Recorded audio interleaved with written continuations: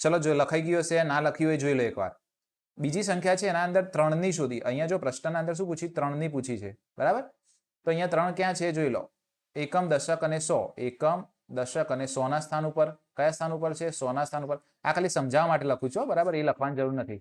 100 ના સ્થાન ઉપર છે તો એની કિંમત કેટલી થશે? 3 ગુણ્યા 100, 300 થશે. અહીંયા જો 100 એકમના સ્થાન ઉપર છે 3, તો 3 એકમના સ્થાન ઉપર 3 ગુણ્યા 1 કેટલી થશે?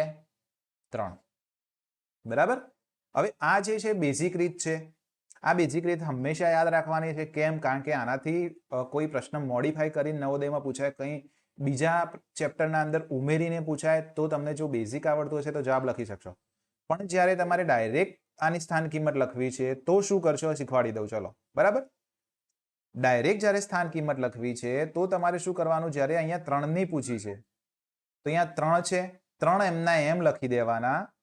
3 એમના એમ લખી દીધા.